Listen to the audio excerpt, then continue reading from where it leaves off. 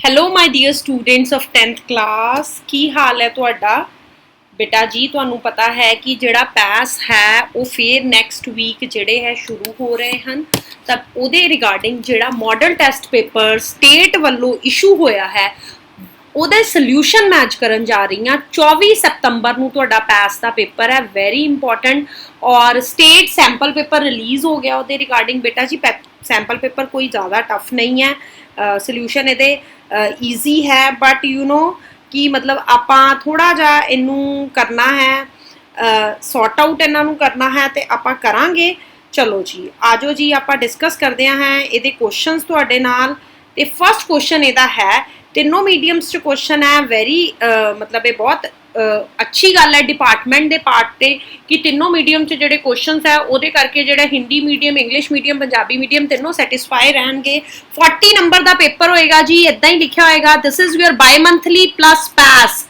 ਸੋ ਬੇਟਾ ਇੱਕ ਗੱਲ ਮੈਂ ਬਾਰ-ਬਾਰ ਕਹਿਣਾ ਚਾਹਨੀ ਆ ਪੇਪਰ ਕਰਨ ਤੋਂ ਪਹਿਲੇ ਕਿ ਤੁਸੀਂ ਜੀ ਪੇਪਰ ਨੂੰ ਜਿਹੜਾ ਹੈ ਉਹ ਇਦਾਂ ਨਹੀਂ ਕਰਨਾ ਪੇਪਰ ਨੂੰ ਤੁਸੀਂ ਸਮਝ ਕੇ ਕਰਨਾ ਕਿਉਂਕਿ ਵਨ ਅਟੈਂਪਟੇਸ਼ਨ ਫਸਟ ਅਟੈਂਪਟੇਸ਼ਨ 'ਚ ਜਿਹੜੇ ਤੁਹਾਡੇ ਨੰਬਰ ਹੈ ਉਹੀ ਤੁਹਾਨੂੰ ਦਿਖਣਗੇ ਪਲੱਸ ਉਹੀ ਨੰਬਰ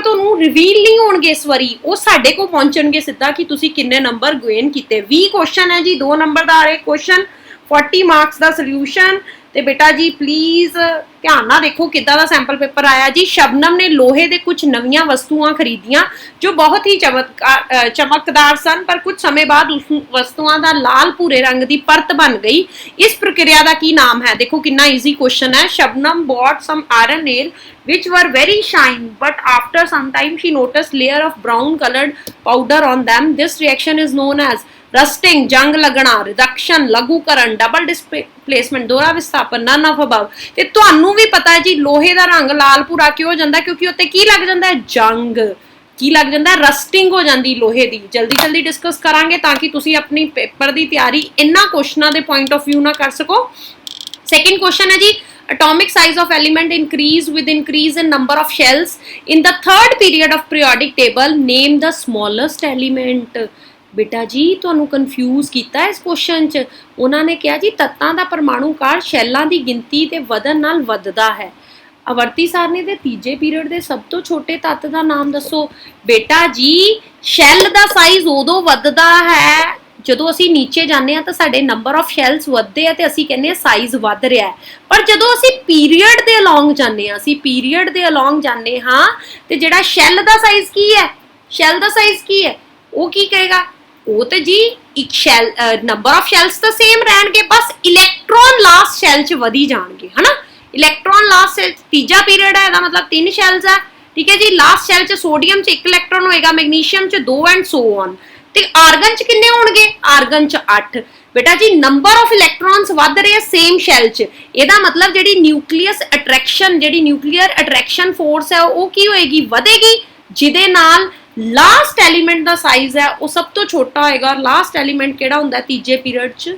ਆਰਗਨ ਕੀ ਹੁੰਦਾ ਜੀ ਆਰਗਨ ਸੋ ਆਰਗਨ ਦਾ ਸਾਈਜ਼ ਸਭ ਤੋਂ ਛੋਟਾ ਹੋਏਗਾ ਠੀਕ ਹੈ ਜੀ ਥਰਡ ਕੁਐਸਚਨ ਦੀ ਗੱਲ ਕਰਦੇ ਹਾਂ Veena grandmother was rush to hospital because of low blood pressure ਸਾਡਾ ਵੀ ਕਈ ਵਾਰੀ ਹੋ ਜਾਂਦਾ ਸਾਨੂੰ ਵੀਕਨੈਸ ਫੀਲ ਹੋ ਜਾਂਦੀ ਹੈ ਤਰੇਲੀਆਂ ਆਉਣ ਲੱਗ ਪੈਂਦੀਆਂ Veena asked the doctor what is the normal reading of human blood pressure ਬਹੁਤ ਇੰਪੋਰਟੈਂਟ ਕੁਐਸਚਨ ਹੈ ਕਿ ਡਾਕਟਰ ਨੇ ਅੱਗੋਂ ਆਨਸਰ ਦਿੱਤਾ ਬੇਟਾ ਜੀ ਤੁਹਾਨੂੰ ਪਤਾ ਹੈ ਇਹ ਤਾਂ ਕੁਐਸਚਨ ਬਹੁਤ ਈਜ਼ੀ ਹੈ ਕਿਉਂਕਿ ਤੁਹਾਨੂੰ ਪਤਾ ਹੈ ਨਾਰਮਲ ਬਲੱਡ ਪ੍ਰੈਸ਼ਰ ਕਿੰਨਾ ਹੁੰਦਾ ਹੈ ਜੀ ਵੀਨਾ ਦੀ ਦਾਦੀ ਨੂੰ ਬੀਪੀ ਘਟਣ ਕਰਕੇ ਹਸਪਤਾਲ ਲਿਜਾਇਆ ਗਿਆ ਆਮ ਅਸੀਂ ਕਹਿੰਦੇ ਆ ਬੀਪੀ ਲੋ ਹੋ ਗਿਆ ਜੀ ਬੀਪੀ ਹਾਈ ਹੋ ਗਿਆ ਜੀ ਵਾਟ ਇਜ਼ ਦੈਟ ਵੀਨਾ ਨੇ ਡਾਕਟਰ ਨੂੰ ਪੁੱਛਿਆ ਕਿ ਡਾਕਟਰ ਮਨੁੱਖੀ ਬੀਪੀ ਦਾ ਨਾਰਮਲ ਪੜਤ ਕਿੰਨੀ ਹੁੰਦੀ ਹੈ ਜੀ 120/80 mm ਪਰ ਮਰਕਰੀ ਬੇਟਾ ਜੀ ਆ ਹੁੰਦੀ ਹੈ ਜਿਹੜੀ ਅਪਰ ਲਿਮਿਟ ਹੁੰਦੀ ਹੈ ਉਹਨੂੰ ਕਹਿੰਦੇ ਸਿਸਟੋਲਿਕ ਠੀਕ ਹੈ ਜੀ ਇਹਨੂੰ ਕੀ ਕਹਿੰਦੇ ਸਿਸਟੋਲਿਕ ਤੇ ਜਿਹੜੀ ਲੋਅਰ ਲਿਮਿਟ ਹੁੰਦੀ ਹੈ ਉਹਨੂੰ ਕਹਿੰਦੇ ਡਾਇਸਟੋਲਿਕ ਠੀਕ ਹੈ ਦਿਸ ਇਜ਼ ਨਾਰਮਲ ਬੀਪੀ ਦੀ ਜੇ ਆਪਾਂ ਗੱਲ ਕਰੀਏ ਫੋਰਥ ਕੁਐਸਚਨ ਜਿਹੜਾ ਸਟੇਟ ਸੈਂਪਲ ਪੇਪਰ ਚ ਪਾਇਆ ਗਿਆ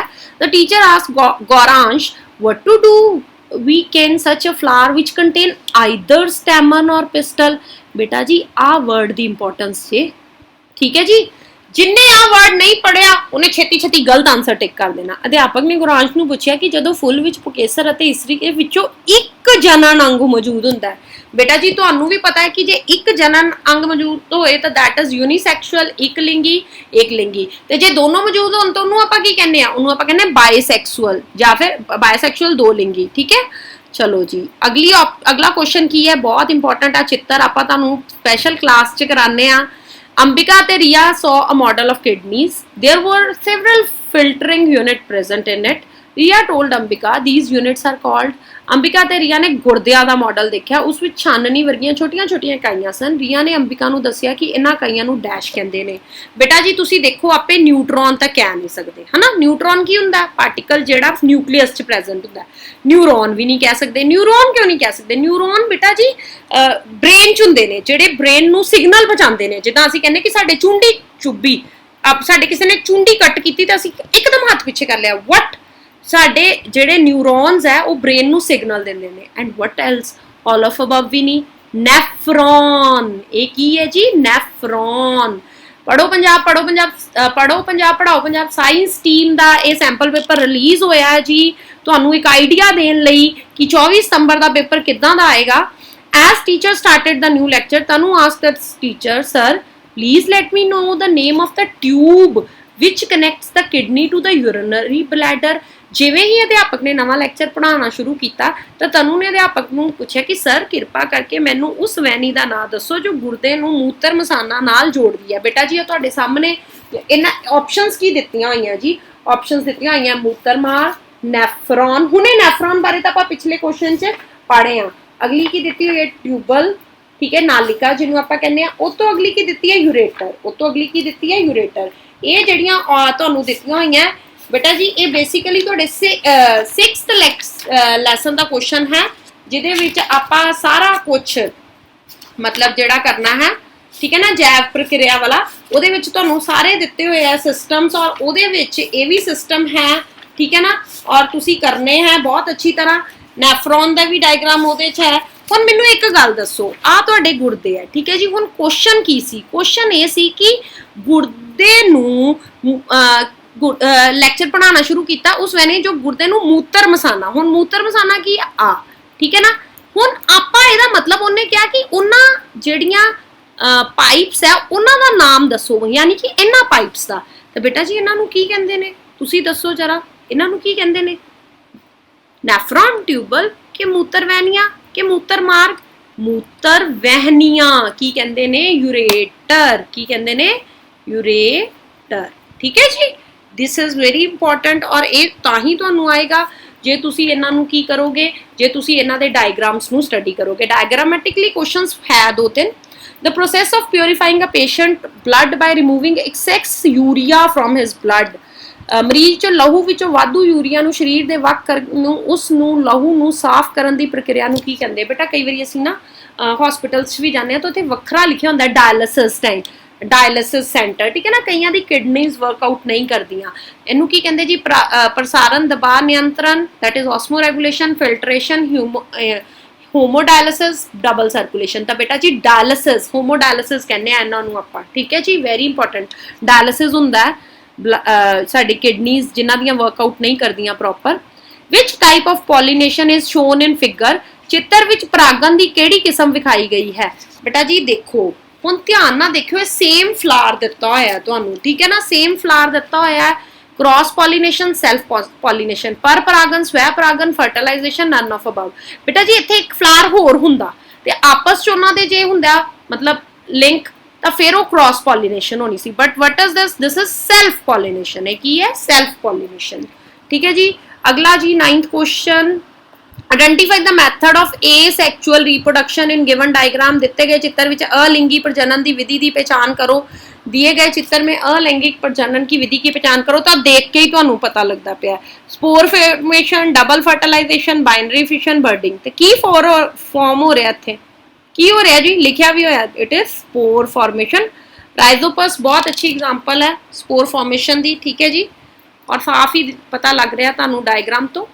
10th question is the soap molecule has a dash. साबन दे अणु च की हुंदा जी?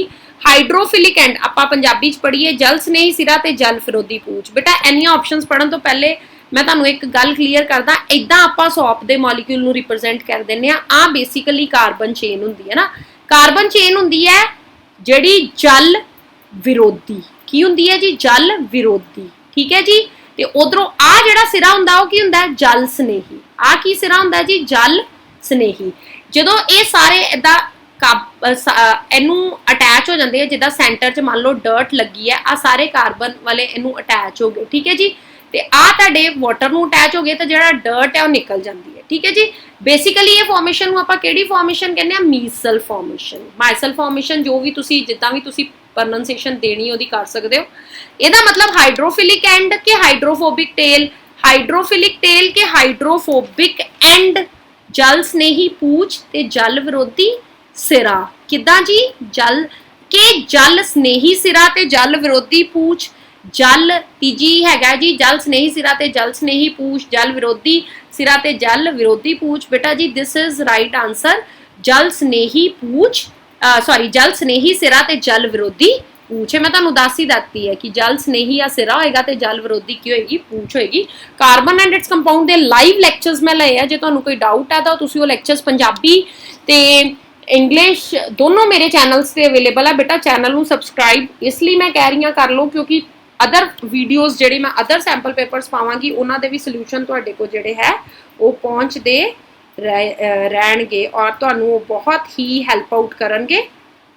ਠੀਕ ਹੈ ਜੀ। The organic compound having same molecular formula but different structure. ਅਜਿਹੇ ਯੌਗਿਕ ਜਿਨ੍ਹਾਂ ਲਈ ਅਸੀਂ ਕਹਾਂਗੇ ਕਿ ਅਜਿਹੇ ਯੌਗਿਕ ਜਿਨ੍ਹਾਂ ਦੇ ਸਮਾਨ ਅਣਵੀ ਸੂਤਰ ਹੋਣ ਪਰ ਵਿਭਿੰਨ ਰਚਨਾਵਾਂ ਹੋਵੇ। ਵੈਰੀ ਇੰਪੋਰਟੈਂਟ ਇਹ ਚੀਜ਼ਾਂ ਨੇ ਕਿ ਠੀਕ ਹੈ ਨਾ ਕਿ ਆਈਸੋਮਰਸ, ਬੇਸਿਕਲੀ ਆਈਸੋਮਰਸ ਹੁੰਦੇ ਕੀ ਹੁੰਦੇ? ਆਈਸੋਮਰਸ ਹੁੰਦੇ ਲਾਈਕ ਐਦਾਂ। ਹੁਣ ਮੈਂ ਬਿਊਟੇਨ ਕਹਿੰਦੀ ਆ C4H10 ਤੇ ਮੈਂ ਬਿਊਟੇਨ ਇਜ਼ ਲਾਈਕ ਲੌਂਗ ਚੇਨ। ਠੀਕ ਹੈ ਨਾ। ਆਪਾਂ ਕਾਰਬਨ ਪੂਰੇ ਕਰ ਦਿੰਨੇ ਆ। ਠੀਕ ਹੈ ਜੀ।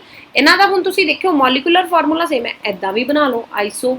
ਠੀਕ ਹੈ। ਕਾਰਬਨ ਵੀ ਉਨੇ ਹੀ ਹੋਣਗੇ, ਹਾਈਡਰੋਜਨ ਵੀ ਉਨੇ ਹੀ ਹੋਣਗੇ, ਬਟ ਜਿਹੜਾ ਉਹਦਾ ਸਟਰਕਚਰਲ ਫਾਰਮੂਲਾ ਡਿਫਰੈਂਟ ਹੋ ਗਿਆ। ਠੀਕ ਹੈ। Those are called as isomers. ਕੀ ਕਹਿੰਦੇ ਉਹਨਾਂ ਨੂੰ? ਆਈਸੋਮਰਸ। ਅੱਛਾ ਜੀ। 12th ਲੈਸਨ ਦੀ ਗੱਲ 12th ਕੁਐਸਚਨ ਦੀ ਗੱਲ ਕਰਦੇ ਆ। Student perform the activity in ਵਿਚ ਹੀ blow into test tube of lime water ਦੀ ਟੈਸਟ ਟਿਊਬ ਚੋਂ ਬਲੋ ਕਰਦਾ। After some time it turned milky due to which gas this happened. ਵਿਦਿਆਰਥੀ ਕਿਰਿਆ ਕੀਤੀ ਜਿਸ ਵਿੱਚ ਉਸਨੇ ਚੂਨੇ ਦੇ ਪਾਣੀ ਵਿੱਚ ਫੂਕਾਂ ਮਾਰੀਆਂ। ਕੁਝ ਸਮੇਂ ਬਾਅਦ ਚੂਨੇ ਦਾ ਪਾਣੀ ਦੁਧੀਆ ਹੋ ਗਿਆ। ਇਹ ਕਿਹੜੀ ਗੈਸ ਕਾਰਨ ਹੋਇਆ? ਬੇਟਾ ਜੀ ਮੂੰਹ ਚੋਂ ਕਿਹੜੀ ਗੈਸ ਨਿਕਲਦੀ ਹੈ? ਕਿਹੜੀ gas? Air being pass into lime water ਤੇ ਲਾਈਮ ਵਾਟਰ ਟਰਨਸ ਮਿਲਕੀ। ਵਿਚ air being exhaled into the lime water. ਬੇਟਾ ਜੀ ਮੂੰਹ ਚੋਂ ਕਿਹੜੀ ਗੈਸ ਐਕਸਹੇਲਡ ਕਰਦੇ ਹੋ? Carbon dioxide. ਠੀਕ ਹੈ ਜੀ। 13th question. चलो जी। when ethanol and ethanoic acid react with each other in the presence of concentrated sulfuric acid, a sweet smelling compound is formed. Identify that compound among the following।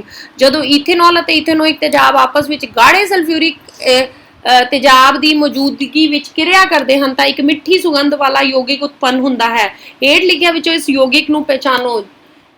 ਬੇਟਾ ਜੀ ਜਦੋਂ ਵੀ ethanol ਤੇ ਇਥੇਨੋਇਕ acid ਆਪਸ 'ਚ reaction ਕਰਦੇ ਹੈ ਤਾਂ ਇੱਕ ਬੜੀ ਸਵੀਟ ਸਮੈਲਿੰਗ ਜਿਹੜਾ ਕੰਪਾਊਂਡ ਹੈ, ਮੈਂ ਤੁਹਾਨੂੰ ਆ ਰਿਐਕਸ਼ਨ ਲਿਖ ਹੀ ਦਿੰਨੀ ਆ ਜੀ। ਜਿੱਦਾਂ ਜੀ CH3 COOH plus CH3 CH2OH ਹੈ ਨਾ ਜੀ। ਇਹ ਕਿਹਦੀ ਤੇਜ਼ਾਬ ਨੋਰਮਲੀ ਆਪਾਂ ਸਲਫਿਊਰਿਕ ਐਸਿਡ ਦੀ ਪ੍ਰੈਜ਼ੈਂਸ 'ਚ ਰਿਐਕਸ਼ਨ ਕਰਦੇ ਆ। There is formation of this thing which is known as sorry मैं थोड़ा स्क्रॉल आउट कर गई। ठीक है जी। OH। ठीक है। अगर मैं तो plus there is formation of water also and this compound is known as ester and this reaction is known as esterification। की कहते हैं जी इनू? esterification। ठीक है जी। 14वां क्वेश्चन।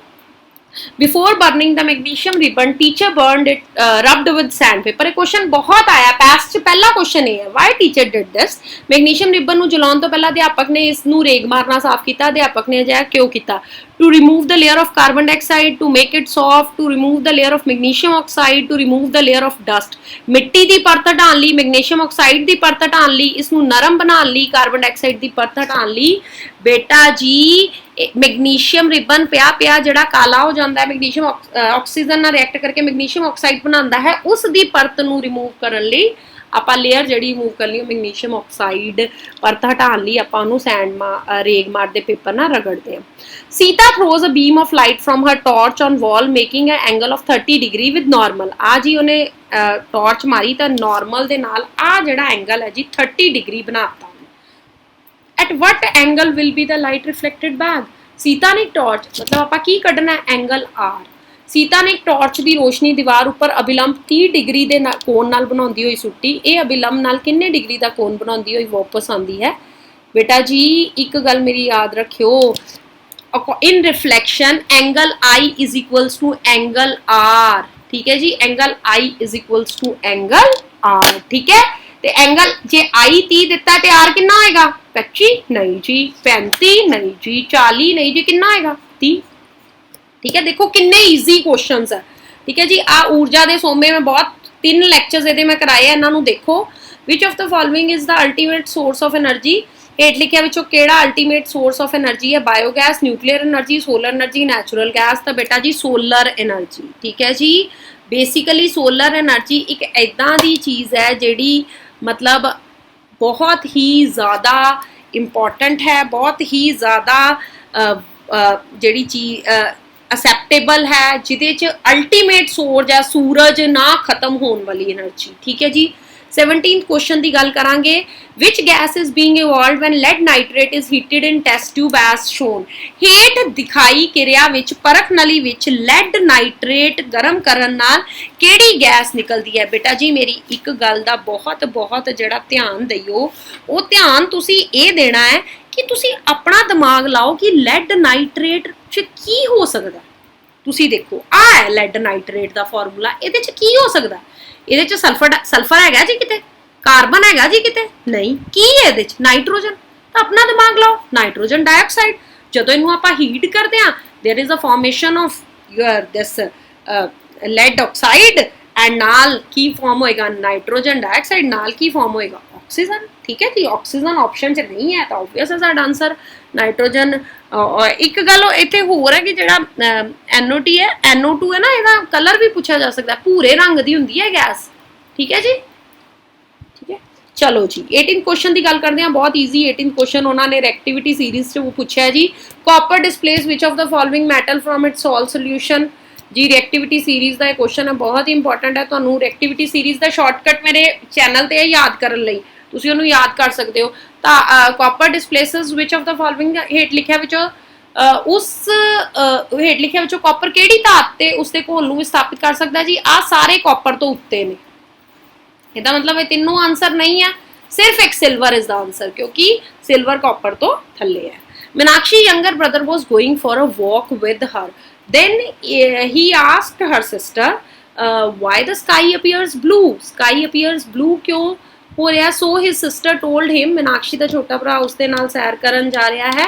सीता उसने अपनी भैन नूं पूछा कि आकाश का रंग नीला क्यों दिखाई देता। तो उसकी भैन ने उसनूं दस्सिया कि इसका कारण है कि मीनाक्षी जिहड़ी है तो छोटा भाई उसके साथ टहलने जा रहा है। फिर भी उसने अपनी बहन से पूछा कि आकाश का रंग नीला क्यों दिखाई देता है। बेटा जी मैं तुहानूं एक गल क्लीयर करदा कि जदों जिहड़ा आकाश का रंग है basically these gases and particles जिहड़े अर्थ एटमोसफेयर है स्कैटर करते सनलाइट नूं, है ना। जदों ये स्कैटर करते सनलाइट नूं तो तुहानूं पता है जी कि ब्लू लाइट जिहड़ी हुंदी है मैक्सिमम स्कैटर्ड हुंदी है ना। ब्लू लाइट जिहड़ा मैक्सिमम स्कैटर्ड हुंदी है अदर कलर्स दे नालों, तो that's why basically because it travels shorter. This is why जिहड़ा आपां उहनूं स्काई है वो सानूं ब्लू रंग दा दिखदा है। तो so answer is due to maximum scattering of reflection of light, refraction of light, it is naturally in blue. ते आंसर है scattering of light, that is वर्म विखेपन जिहनूं आपां कहंदे वंड खिंडरन जां वध खिंडरन करके नीले रंग ते, जां फिर आपां इहनूं कह दिंदे आ कि बिकॉज वन विखेपन जिहड़ा है ना दैट इज मतलब कि ਸਕੈਟਰ ਹੋ ਗਿਆ ਬਲੂ ਕਲਰ ਜਿਹੜਾ ਮੈਕਸਿਮਮ, ਠੀਕ ਹੈ, ਸਕੈਟਰਿੰਗ ਆਫ ਲਾਈਟ ਦੇ ਕਰਕੇ।